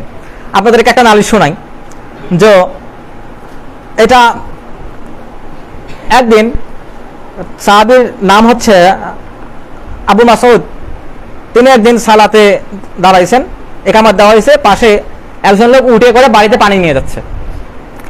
তো তুমি সালাতে দাঁড়িয়ে সূরা ইমরান কিংবা সূরা নিসা তেলাওয়াত শুরু করছেন। কারণ এই সাহাবী তো উটের পিঠে পানি রাখছে, পানি রেখে সালাতে দাঁড়াইছে। তখন যখন ইনি লম্বা সূরা ইমরান কিংবা নিসা, বিশাল লম্বা সূরা, 2 পারা, তখন এই সাহাবী কি করছে, এই সাহাবী সালাত ত্যাগ করিয়া ওই উট নিয়ে বাড়ি চলে গেছে। তখন আবু মাসউদ সালাত শেষ করে বলেন, এই লোকটা কে রে, যে সালাতের মধ্যে সালাত পুরোটা শেষ না করেই উট নিয়ে বাড়ি চলে গেছে। তখন ওই সাহাবী, যে সাহাবী সালাত শেষ না করেই উট নিয়ে বাসায় চলে গেছে, ওই সাহাবী আবার রাসূল সাল্লাল্লাহু আলাইহি ওয়াসাল্লামকে নালিশ করছে, হে আল্লাহর রাসূল, দীর্ঘ সালাত পড়ান, সূরা ইমরান সূরা নিসা বিশাল বড় সূরা। তখন রাসূল সাল্লাল্লাহু আলাইহি ওয়াসাল্লাম বললেন যে, তখন আবু মাসউদকে আল্লাহর রাসূল এমন রাগ দেখাইলেন, যারা হাদিসে বর্ণনা করছেন, তো তারা বলছে আমরা এইরকম রাগ আর কোনোদিন হইতে দেখিনি রাসূল সাল্লাল্লাহু আলাইহি ওয়াসাল্লামকে। তখন তিনি বললেন যে, সুম্মা ক্বালা ইয়া আইয়ুহান নাস, হে মানুষেরা, ফাল, তারপর বলছেন যে ইন্না মিনকুম মুনাফিরুন, তোমাদের মধ্যে বিতৃষ্ণ সৃষ্টিকারী আছে, যে সালাতে বিতৃষ্ণ সৃষ্টি করতে চাচ্ছে, লম্বা সালাত করতে চাচ্ছে। তো সালাত সংক্ষিপ্ত করার জন্য বিভিন্ন সময় বিভিন্ন নালিশ আসছে, সালাত লম্বা করার জন্য নালিশ আসছে। তো এই বিষয়ে সমন্বয় কি? সমন্বয় হচ্ছে ওই সহিহ বুখারীতে আসছে 10তম অধ্যায় 65 নম্বর পৃষ্ঠা 703 নম্বর হাদিসে তিনি এখানে বলছেন যে যখন কেউ বাসায় সালাত আদায় করবে কিংবা নফল সালাত কিংবা সুন্নাত সালাত আদায় করবে তখন সে তার পছন্দ অনুযায়ী সালাত দীর্ঘ করতে পারবে, কিন্তু যখন সে মসজিদে আসবে তখন সে সালাত সংক্ষিপ্ত করবে। কেন? ফাইন্না মিনহুম, কেননা তোমাদের মধ্যে আছে আদ-দাঈফ, দুর্বলরা আছে, অসুস্থরা আছে, তারপর কি আছে ওয়াস-সাকিম, তারপর আছে কি ওয়াল কাবীর, বৃদ্ধরা আছে, অসুস্থরা আছে, দুর্বলরা তোমাদের মধ্যে আছে। এই কারণে যখন মসজিদে জুমায় সালাত আদায় করবে তখন সালাত সংক্ষিপ্ত করতে হবে। এরপর হচ্ছে, তার মানে আমরা এখান থেকে বুঝলাম যে শিশুদেরকে সালাতে বহন করা, তাদের বিভিন্ন পরিবেশ পরিস্থিতি অনুযায়ী ইমামের দায়িত্ব মতো বিভিন্নভাবে সালাত শেষ করা যায়, লম্বা করা যায়, সংক্ষিপ্ত করা যায়। এখন কথা হচ্ছে যে এটা হচ্ছে এটা রাসূল ইসলামের হাদিস থেকে, এই বিষয়ে সাহাবীদের আমল আছে। আবার 3 নম্বর কথা হচ্ছে যে যখন বাচ্চাদের মায়েরা এবং পুরুষেরা সবাই সালাতে আসতেছে তখন তাদের ক্ষেত্রে সালাতের বিষয় কি হবে, সালাতে কাতারের বিষয় কি হবে, এই বিষয়ে আমরা আরো শুনবো ইনশাআল্লাহ তাআলা, কোন কাতারে কে দাঁড়াবে। যেমন এটা আবু দাউদে আসছে 664 নম্বর হাদিস, এখানে বলা হয়েছে ইন্নাল্লাহা ওয়া মালাইকাতাহু ইউসাল্লুনা আলা সুফুফিল আউয়াল, যে নিশ্চয়ই আল্লাহ সুবহানাহু ওয়া তাআলার মালাইকা মানে ফেরেশতারা তারা কি করে, প্রথম কাতারে সালাত আদায় করে। তারপরে হাদিস, এটা আবু দাউদে আসছে 676 নম্বর হাদিসে ইন্নাল্লাহা ওয়া মালাইকাতাহু ইউসাল্লুনা আলা মায়ামিনিস সুফুফ, যে আল্লাহ সুবহানাহু ওয়া তাআলা এবং তার ফেরেশতা মণ্ডলী যারা সালাতের কাতারে ডান দিকে দাঁড়ায় তাদের জন্য সালাম পেশ করেন। সালাতের কাতারে কোন দিকে দাঁড়ায়? ডান দিকে দাঁড়ায়, তাদের প্রতি। এরপর এই বিষয়ে আরেকটা হাদিস আসছে যে এটা সহিহ মুসলিমে আসছে আকিমুস সুফুফি ফাইন্না ইকামাতুস সুফুফি মিন ইকামাতিস সালাহ, যে তোমরা সালাতে কাতার সোজা করো, কেননা সালাতে কাতার সোজা করা মানে সালাত কায়েম করা। এই হাদিসের প্রেক্ষিতে জমহুরগণ পরবর্তীতে ফতোয়া দিয়েছেন যে আসলে সালাতের কাতার সোজা করা এটা সালাতের বাইরের আহকামগুলোর মধ্যে মানে রুকুনগুলোর মধ্যে অন্যতম এবং এটাকে ওয়াজিব সাব্যস্ত করা হয়েছে। এরপর বলা হয়েছে বুখারী মুসলিমে এই হাদিসটা আছে, কি হাদিস, লা তুসাউন্না সুফুফাকুম আও লা ইউখালিফান্নাল্লাহু বিকুম উজুহাকুম, তোমরা যদি সালাতে কাতার সোজা না করো হয়তো আল্লাহ সুবহানাহু ওয়া তাআলা তোমাদের চেহারা বিকৃত করে দিবেন, এজন্য সালাতে কাতার সোজা করতে হবে। এবং সালাতে এদিক ওদিক তাকানো যাবে না। এদিক ওদিক তাকানো প্রসঙ্গে বিভিন্ন ব্যাখ্যা আসছে, যেমন ইমামের আগে কোনো কাজ করা যাবে না, ইমামের আগে কোনো কাজ করা যাবে না, এটাও সালাতে এদিক ওদিক করার একটা অংশ। তারপরে এই বিষয়ে আরো হাদিস আসছে যে আল মুরাদু আন তুসাউয়াতুস সুফুফি শারতু লিমাকানিস সালাতি হাত্তা যাহাবা লিবাদিস সালাতি আন্নাহু ওয়াজিবুন। এই বিষয়ে সালাফদের আমল পরীক্ষা করে দেখা যায় যে সালাফরা এই বিষয়টাকে ওয়াজিব মনে করতেন। তা এটা আমরা পাইলাম যে প্রথম কাতার কিংবা কাতারে সোজা করা কিংবা কাতারের ডান দিকে দাঁড়ানো সম্পর্কে। আচ্ছা, এখন কে কোথায় দাঁড়াবে এই নিয়ে রাসূল সাল্লাল্লাহু আলাইহি ওয়াসাল্লামের হাদিস আসছে, সহিহ মুসলিমে আসছে 858 নম্বর হাদিস, লিয়ালিনি মিনকুম উলুল আহলামি ওয়ান নুহা। হাদিসটা ভালো করে বুঝতে হবে যে তোমরা লিয়ালিনি মিনকুম, তোমরা আমার কাছাকাছি দাঁড় করিয়ে দেবে। আমি সেইভাবে তরজমা করতেছি, কাদেরকে? উলুল আহলামি ওয়ান নুহা, অর্থাৎ যারা বিবেক বুদ্ধি এবং শরীয়তের জ্ঞানে পুষ্ট তাদেরকে তোমরা আমার কাছাকাছি দাঁড় করিয়ে দিবে। দাঁড়াতে বলছেন না, দাঁড় করিয়ে দিতে বলছেন। আচ্ছা দেখেন, কেন একটা বাচ্চা যদি কাতারে এসে দাঁড়ায় তাকে আপনি তার জায়গা থেকে সরিয়ে দেওয়ার আপনার অধিকার নাই। এই জন্যই বলা হয়েছে যে যদি এই জন্য ইসলাম নির্দেশ দিলেন যে তোমরা যারা সালাতের বিষয়ে অভিজ্ঞ, যারা সালাতের ফজিলত সম্পর্কে সালাতের ফিকহ সম্পর্কে ভালো জানে তাদেরকে আমার কাছাকাছি নিয়ে আসবে। এই বিষয়ে আমরা পরে ব্যাখ্যা করতেছি। সুম্মাল্লাযীনা ইয়ালুনাহুম, তারপর যারা তারা, সুম্মাল্লাযীনা ইয়ালুনাহুম, তারপর যারা তারা, এটা সহিহ মুসলিমে আসছে। তো এইখানে উলুল আহলাম বলতে যাদেরকে বোঝানো হয়েছে যারা বিবেক ধৈর্য এবং নিয়ন্ত্রণে পরিপক্ক যারা তাদেরকে বলা হয়েছে। ওয়ান নুহা বলতে যারা বুদ্ধি বিবেক এবং শরীয়তের জ্ঞানে দক্ষ, দুইটা বিশেষণ দিয়ে দুই প্রকার লোককে বলা হইল। এখন কথা হচ্ছে মুয়াত্তা ইমাম মালিকে একটা হাদিস আসছে এখানে, মিনাস সুন্নতি আই ইয়াকিফ উলুল ফাদলি ওয়াল কিরাআতি ওরাই। মুয়াত্তা ইমাম মালিকের এই হাদিসে ব্যাখ্যা করে বলা হয়েছে যে মিনাস সুন্নতি, সুন্নতের মধ্যে এটা অন্তর্ভুক্ত আছে আই ইয়াকিফ, মানুষেরা দাঁড়াবে। কিভাবে দাঁড়াবে? উলুল ফাদলি, যারা সালাতের ফজিলত সম্পর্কে ভালো জানে, ওয়াল কিরাআতি ওরাই, এবং সালাতের কিরাত সম্পর্কে তেলাওয়াত সম্পর্কে সবচেয়ে বেশি পারদর্শী। তারা ইমামের কাছাকাছি দাঁড়াবে। আচ্ছা, তারপর হয়েছে আরো অনেকগুলো হাদিস আসছে এই বিষয়ে। এরপর বলা হয়েছে ইন্না সালাত ইয়াতাসাবিকুনা ইলা সাফিল আউয়াল, নিশ্চয়ই সালাফেরা প্রথম কাতারে দাঁড়াইতে পছন্দ করতেন। তারপর কি হইতো ওয়াকরাহুনা তাআখুর, এবং তারা শেষ কাতারে দাঁড়াইতে অপছন্দ করতেন। আচ্ছা, কেন তারা অপছন্দ করতেন আর কেন পছন্দ করতেন এই বিষয়ে হাদিস আসছে। যে হাদিসটা কি, লাউ ইয়ালামুন নাস, যদি মানুষেরা জানতো, কি জানতো, লাউ ইয়ালামুন নাস, যদি মানুষেরা জানতো, মাকসুদুহুম, যে শেষ কাতারে দাঁড়ানোর কি ফজিলত, মা ফিল লাযী সাফিল আউয়াল, যে শেষ কাতারে কি আছে, যদি মানুষেরা জানতো যে শেষ কাতারে কি আছে, সুম্মা লাম ইয়াজিদু ইল্লা আই ইয়াস্তানতিহামু লাস্তাফাহামু, যে মানুষেরা যদি জানতো প্রথম কাতারে কি আছে, তাহলে তারা প্রতিযোগিতা করতো। কেমনে প্রতিযোগিতা করতো দেখেন, সামনে যে ব্যাখ্যাগুলো আসলে সেই ব্যাখ্যার সাথে কিভাবে সঙ্গতিপূর্ণ হয় হাদিসটা, কিভাবে প্রতিযোগিতা করতো। তারা প্রতিযোগিতা করতো যে আমি 10টা আয়াত পারি, আমি আগে দাঁড়াবো। একজন বলতো না আমি 15টা পারি, আমি আগে দাঁড়াবো। কে বলতো আমি 50 সূরা জানি, আমি আগে দাঁড়াবো। কে বলতো আমি 114টা সূরা জানি, আমি আগে দাঁড়াবো। এভাবে প্রতিযোগিতা করতো। যদি মানুষ জানতো যে প্রথম কাতারের কি ফজিলত, তবে মানুষ এই কিরাতের মাধ্যমে প্রতিযোগিতা করে প্রথম কাতারে দাঁড়াইতো। এই জন্যই সালাফরা চাইতেন তারা প্রথম কাতারে দাঁড়াবেন, এটা পছন্দ করতেন, এবং শেষ কাতারে দাঁড়াতে অপছন্দ করতেন। এই জন্যই, তার মানে যখন এখানে প্রতিযোগিতা করতে বলা হয়েছে, আচ্ছা, যে বাচ্চারা এখন শুনছে যে সালাতের প্রথম কাতারে দাঁড়িয়ে এত ফজিলত, সে বাচ্চাটাকে সালাতের প্রথম কাতারে আসবে না? আসবে কিনা? এই হাদিসগুলো কারা বেশি পড়ে, আপনারা বেশি পড়েন নাকি মাদ্রাসার বাচ্চারা? মাদ্রাসার বাচ্চারা বেশি পড়ে, তার মানে তারাই তো প্রথম কাতারে আসবে বেশি। তখন আপনি কি করবেন? আপনি কি তাকে সরিয়ে দিবেন? এই বিষয়ে ইসলামের নির্দেশনা আছে।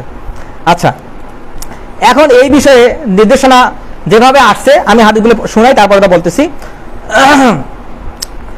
যেমন সহিহ মুসলিমে আসছে যে ওয়াকাদ কানা সালাফ ইয়াকদ্দিমুনা আন আহলিল ফিকহি ওয়াল ইলমি ওয়াস সুফুফিল আউয়াল, এখানে বলা হয়েছে সালাফরা কাতারে দাঁড় করাইতেন কাদেরকে? আহলুল ফিকহি, যারা ফিকহ জানে, যারা ইসলামিক সায়েন্স, ফিকহ হচ্ছে ইসলামিক সায়েন্স, ইসলামটাকে বুঝতে গেলে যে সায়েন্টিফিক মেথড লাগে সেটা ফিকহের মাধ্যমে বুঝতে পারে মানুষ। তো যারা ফিকহে বেশি পারদর্শী তারা প্রথমে দাঁড়াবে, ওয়াল ইলমি, যারা ইলমে, যারা আলেম, তারা প্রথমে দাঁড়াবে, ফিসসুফিল আউয়াল, তারা প্রথম দিকে দাঁড়াবে। এবং বলা হয়েছে ওয়াসাইরুল ফাদিলা, এবং সালাতের অন্যান্য অংশ কিংবা সালাতের বাইরেও যে সফর, হজ, যাকাত, এই বিষয়গুলোতে যারা পারদর্শী, হ্যাঁ, সালাত ব্যতীত অন্যান্য আমলে যারা পারদর্শী তারা প্রথম কাতারের দিকে দাঁড়াবে। এটা রাসূলুল্লাহ সাল্লাল্লাহু আলাইহি ওয়াসাল্লাম বলছেন। এখন তারা এটা কিভাবে দাঁড় করাতেন এই বিষয়ে সুন্দর একটা হাদিস আসছে, যেটা ওমর রাদিয়াল্লাহু আনহুর আমল। এই হাদিসটা শুনলে এই বাকি সব প্রশ্ন ক্লিয়ার হয়ে যাবে ইনশাআল্লাহ। যেমন আব্দুল্লাহ ইবনে ওমর রাদিয়াল্লাহু আনহুমা, আব্দুল্লাহ ইবনে ওমর রাদিয়াল্লাহু বর্ণনা করেছেন, আন্না রাসূলুল্লাহ সাল্লাল্লাহু আলাইহি ওয়াসাল্লাম, রাসূলুল্লাহ সাল্লাল্লাহু আলাইহি ওয়াসাল্লাম বলেছেন, সাউ সুফুফাকুম, আমরা যেটা সালাতের শুরুতে বলি, সাউ সুফুফাকুম, তোমরা কাতারগুলো সোজা করো। আচ্ছা, কাতার সোজা করার অর্থ কি? কাতারগুলো যখন বাঁকা না থাকে, ওইখানে শুরু হয় বাঁকা হয়, আবার এদিকে এভাবে হয়ে গেছে, এইভাবে যেন বাঁকা না থাকে। এরপর বলা হয়েছে সাউ সুফুফাকুম, তারপর বলা হয়েছে ওয়াহাদু বাইনাল মানাকিব, তোমাদের কাঁধগুলো সোজা করো। কাঁধ সোজা করা মানে কি? সবার কাঁধ কি সমান হবে নাকি? না, তার মানে হচ্ছে একজন সামনে আছে, একজন পিছনে গেছে, সবার কাঁধ সোজা হয় নাই। কাঁধ তো সবার সমান হবে না, কিন্তু সোজা হইতে হবে কাঁধগুলো, এটা হচ্ছে সুন্নাত। তারপর বলা হয়েছে ওয়াসাদ্দুল খালাল, ফাঁকগুলো পূরণ করো। ফাঁকগুলো পূরণ করা মানে দুই ব্যক্তির মাঝে যেন শূন্যতা না থাকে। যেমন বিভিন্ন গানে শোনা যায় যে তারা যারা পায়ে পায়ে পা লাগায় না, কাঁধে কাঁধে কাঁধ সমান করে না, তারা বলে যে 4 আঙ্গুল ফাঁক রাখা লাগবে। কিন্তু এখানে হাদিস থেকে আমরা পাইলাম যে ওয়াসাদ্দুল খালাল, ফাঁকগুলো পূরণ করতে হবে। তারপর কি ওয়ালিনু ফি আইদি ইখওয়ানিকুম, এতক্ষণ আমি যে হাদিসগুলো শুনে আসলাম, যে বর্ণনা করলাম, সেই হাদিসগুলোর ব্যাখ্যা হচ্ছে এই কথাটা, ওয়ালিনু ফি আইদি ইখওয়ানিকুম, তোমরা তোমাদের ভাইদের হাতের বিষয়ে দয়া পরশ হও। ভাইদের হাতের বিষয় মানে কি? ভাইদের হাতের বিষয় মানে হচ্ছে সালাতে দাঁড়াইছেন আপনি, কাতার সোজা হচ্ছে, ইকামত দেওয়া হচ্ছে, তখন কি হচ্ছে, আপনি আপনার জায়গা ঠিক করতেছেন, একজন মানুষের ঢোকার মতো জায়গা আছে, তখন আপনি হাত দিয়ে ডাকলেন, আপনার ডাকের প্রতি যেন সে সম্মান প্রদর্শন করে সামনে আসে, এটা হচ্ছে ভাইদের হাতের প্রতি দয়া পরশ হওয়া। এবং এখানে বলা হয়েছে উপরে বলা হয়েছে যে আপনারা নিজেদের মধ্যে প্রশস্ত হয়ে যাবেন। প্রশস্ত মানে কি? আচ্ছা, একটু ধারণা দিতে অন্য ধারণা, এই সালাতের কাতারে প্রশস্ততা মানে কি? মনে করেন একজন কাতারে 15 জন দাঁড়াইছে, ওইখানে জায়গা হইলো আরো 2 জন ঢুকলো, কাতার থেকে প্রশস্ত হইলো না? যেখানে 15 জনের জায়গা ছিল সেখানে 17 জন হইলো, তার মানে প্রশস্ত হয়ে গেল। এইখানে রাসূলুল্লাহ হাদিসের মধ্যে বলছেন যে তোমরা নিজেদের ভাইদের জন্য প্রশস্ত হয়ে যাও। অর্থাৎ আপনি যে কাতারে আছেন সেই কাতারে যদি জায়গা থেকে পিছনের ভাইদেরকে আপনি সামনে ডাকলেন, এটা হচ্ছে কাতার প্রশস্ত হয়ে যাও। এই কাতার প্রশস্ত হয়ে যাওয়ার মানে আপনি যখন পিছনে দেখলেন যে কেউ একজন আছে, আপনার চোখে পড়লো আরে পিছনে তো, মনে করেন সামনে ওমর রাদিয়াল্লাহু আছেন কিন্তু পিছনে আবু বকর, তখন ওমর রাদিয়াল্লাহু কি করলেন, আবু বকরকে সামনে দিয়ে পিছনে ওমর রাদিয়াল্লাহু চলে গেলেন, কারণ আবু বকরের ফজিলত বেশি। এইটা হচ্ছে ভাইদের ডাকের প্রতি এবং সালাতে কাতার সোজা করার ভাইদের প্রতি দয়া করা সহ। এতক্ষণ যে হাদিসগুলো বলেছেন এটা হচ্ছে তার ব্যাখ্যা, যে আপনি পিছনে ফিরে দেখলেন যে আপনার চেয়ে ফজিলতপূর্ণ, আপনার চেয়ে কোরআন বেশি জানে, আপনার চেয়ে হাদিস বেশি জানে, আপনার চেয়ে বেশি হিজরত করছে, আপনার চেয়ে বয়সে বেশি, হ্যাঁ, আপনি তাকে দেখলেন এবং তাকে আপনি তার জায়গাটা ছেড়ে দিয়ে তার জায়গায় চলে গেলেন, তাকে সামনে ডাকলেন।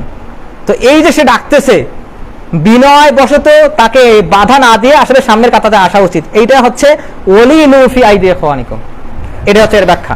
তার মানে এখান থেকে আমরা বুঝলাম যে যদি আমি নিজের জায়গা ছাড়ি দেই, তাই এক দিনে 3টা পাখি মারা হয়। যেমন একটা ছোট বাচ্চা সামনে আসছে, সে নিয়ত করে আসছে প্রথম কাতারে যাবো, এতগুলো সব পাবো।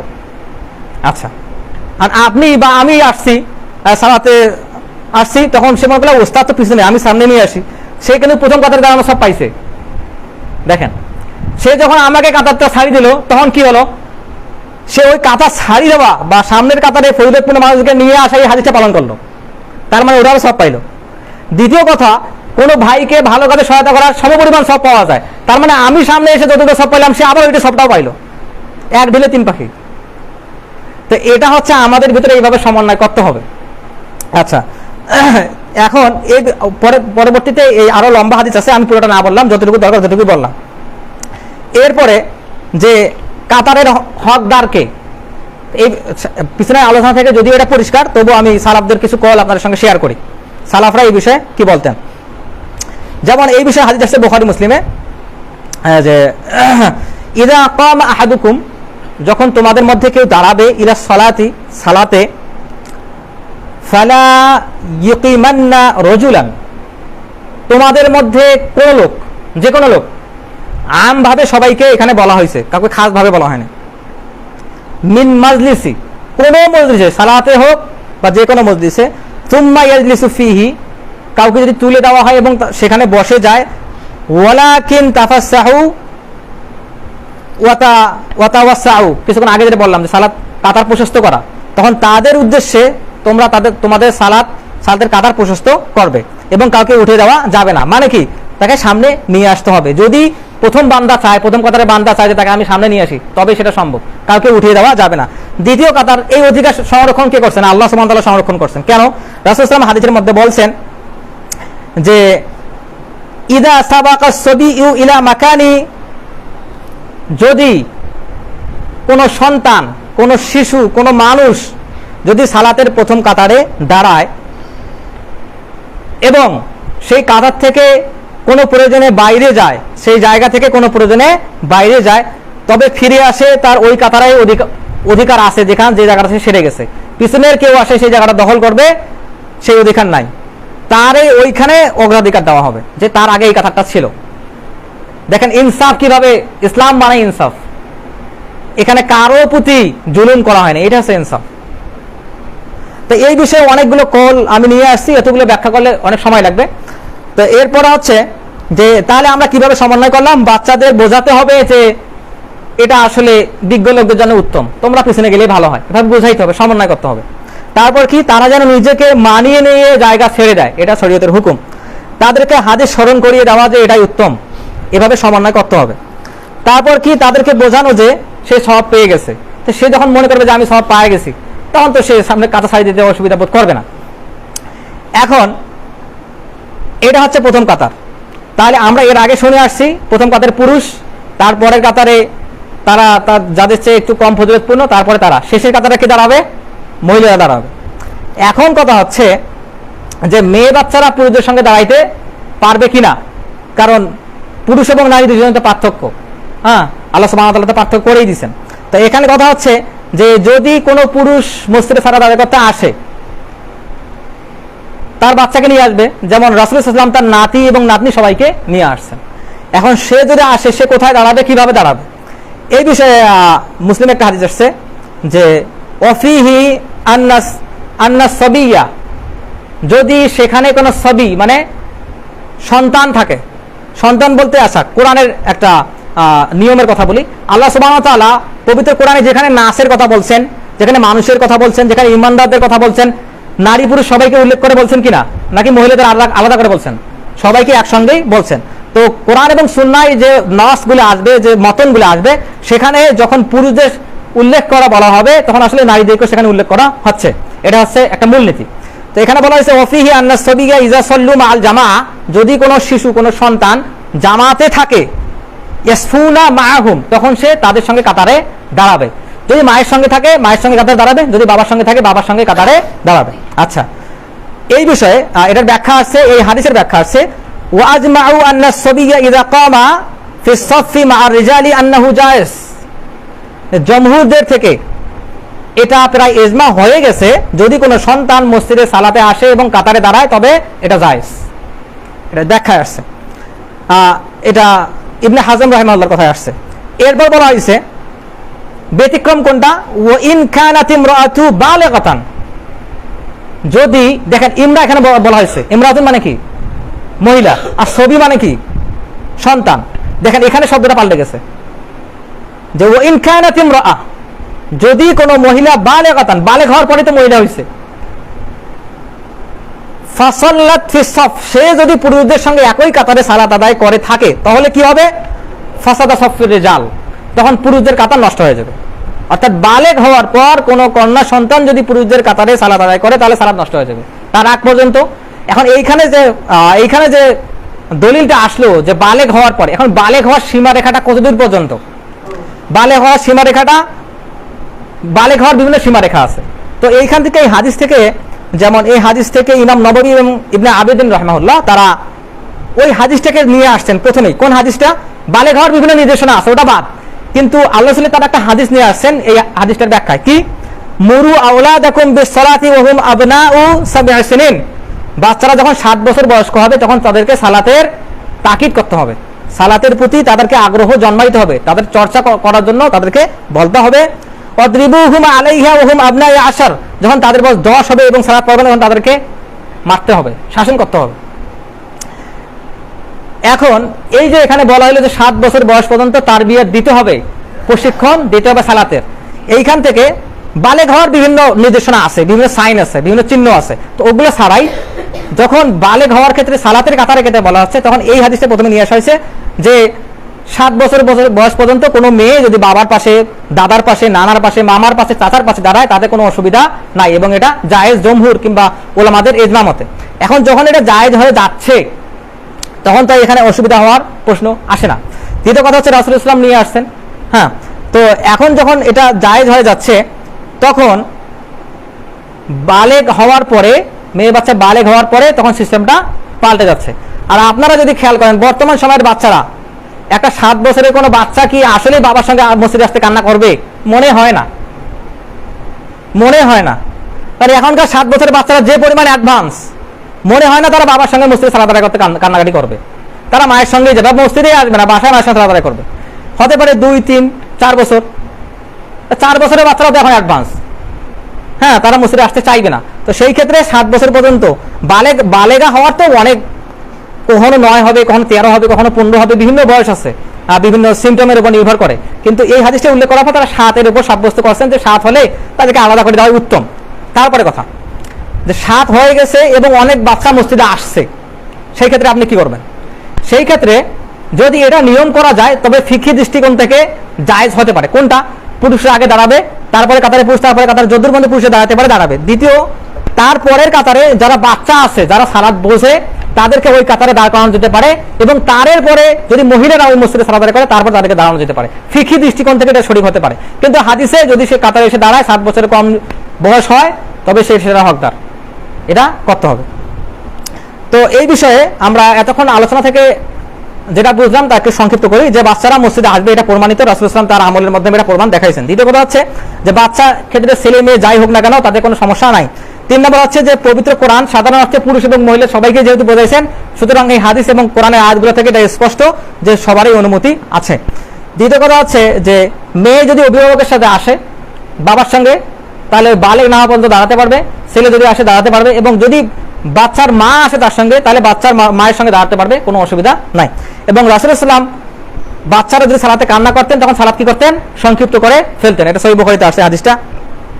এখন পুরুষরা সামনে এবং নারীরা পিছনে দাঁড়াবে। যদি সম্ভব হয় যে বাচ্চারা সালাতে মনোযোগী, তাহলে তাদেরকে নারী এবং পুরুষের মাঝখানে একটা কাতার করানো যেতে পারে যদি অধিক পরিমাণে বাচ্চা আসে।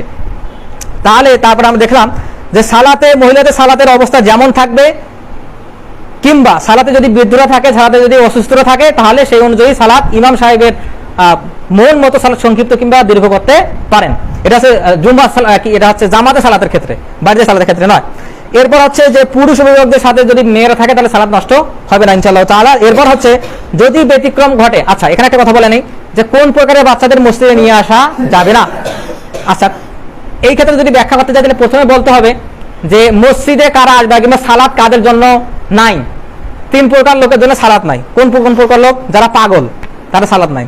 দ্বিতীয় প্রকার লোক যারা কাফের, তাদের সালাত নাই।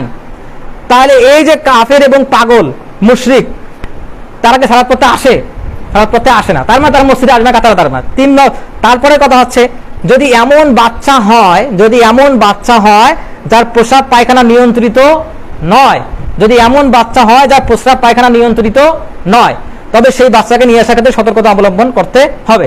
তবে মনে হয় না 1-1.5 বছরের বাচ্চারা এখনো অনিয়ন্ত্রিত প্রস্রাব পায়খানা করে এমন বাচ্চা পাওয়া যাবে না। 1-1.5 বছর বয়স হওয়া পর্যন্ত সে বিছানায় প্রস্রাব পায়খানা করে না, কিংবা যখন বয়স হয়ে বলে আম্মু মুতু, বাবাকে বলে, বিভিন্ন সাইন দেয়। হ্যাঁ, তবে এই ক্ষেত্রে তো প্রয়োজন মতো, হাজত মতো, তো একজন আপনার প্রয়োজন, অনেক চাপ দিচ্ছে, আপনি হাজত শেষ করে আসছেন, চাপ দিচ্ছেন, কি করবেন? সালাত শেষ করে আপনাকে যাইতে হবে। আপনার বাতাস বের হয়ে গেছে, কি করতে হবে? সালাত শেষ করে যাইতে হবে। তারপরে ইমাম যে অবস্থা আছে ওই অবস্থা সালাত শুরু করতে হবে, এবং যেটা বাদ গেছে ওইটা আবার পূরণ করে নিতে হবে। এটা তো হাজতের অংশ, তার মানে এগুলো আমাদের জীবনের অংশ, এটা মনে করেই নিতে হবে। তো আল্লাহ সুবহানাহু ওয়া তাআলা আমাদেরকে কোরআন এবং সুন্নাহ থেকে, শরীয়ত থেকে আমাদের জীবন বিধান বাছাই করার তৌফিক দান করুন, আল্লাহুম্মা আমিন।